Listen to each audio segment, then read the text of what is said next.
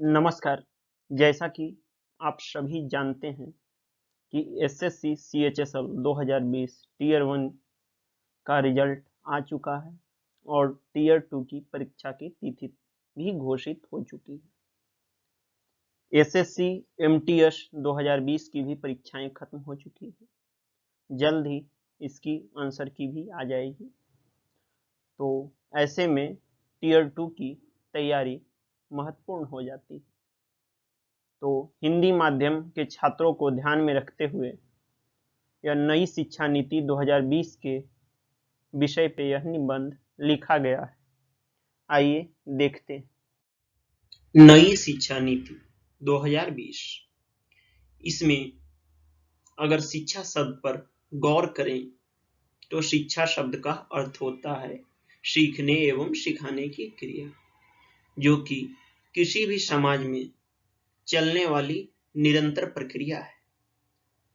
शिक्षा किसी भी समाज के विकास के लिए सबसे जरूरी तत्व है।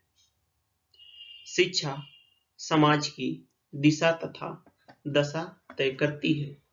कहा जाता है कि अगर किसी भी देश तथा समाज में बड़े परिवर्तन करने हों तो शिक्षा में समय के साथ परिवर्तन आवश्यक है। राष्ट्रीय शिक्षा प्रणाली में इसी परिवर्तन को ध्यान में रखते हुए 34 वर्षों के अंतराल के बाद जुलाई 2020 में हमारी केंद्रीय सरकार द्वारा एक नई शिक्षा नीति को मंजूरी दी गई। यह नीति पूर्व इसरो प्रमुख के कस्तूरी रंगन की अध्यक्षता वाली समिति की रिपोर्ट पर आधारित है। राष्ट्रीय शिक्षा नीति 2020 वर्ष 1968 और 1986 के बाद स्वतंत्र भारत की तीसरी शिक्षा नीति होगी। इससे पहले 1968 में तत्कालीन प्रधानमंत्री श्रीमती इंदिरा गांधी के कार्यकाल में पहली शिक्षा नीति आई थी और दूसरी शिक्षा नीति तत्कालीन प्रधानमंत्री श्री राजीव गांधी जी के कार्यकाल में आई थी। आइए देखते हैं नई शिक्षा नीति 2020 के प्रमुख प्रावधानों को। नई शिक्षा नीति के प्रमुख प्रावधान। नई शिक्षा नीति के तहत मानव संसाधन विकास मंत्रालय का नाम बदलकर शिक्षा मंत्रालय कर दिया गया है। वर्तमान में सक्रिय 10+2+3 के शैक्षिक मॉडल के स्थान पर 5+3+4 मॉडल को लागू किया जाएगा। इस नीति के तहत मातृभाषा या क्षेत्रीय भाषा को प्रोत्साहन दिया गया है।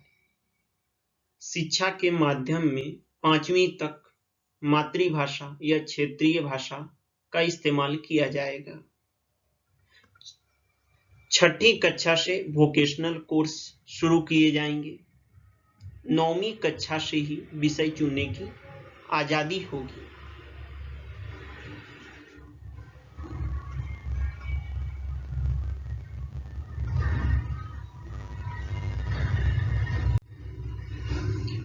शिक्षा के क्षेत्र में जीडीपी का 6% व्यय करने का लक्ष्य रखा गया है, जो कि वर्तमान में 4.43% है। स्नातक पाठ्यक्रम को नई शिक्षा नीति में अधिक लचीला बनाया गया है। छात्र 3 या 4 वर्ष के स्नातक पाठ्यक्रम को कई स्तरों पर छोड़ सकेंगे।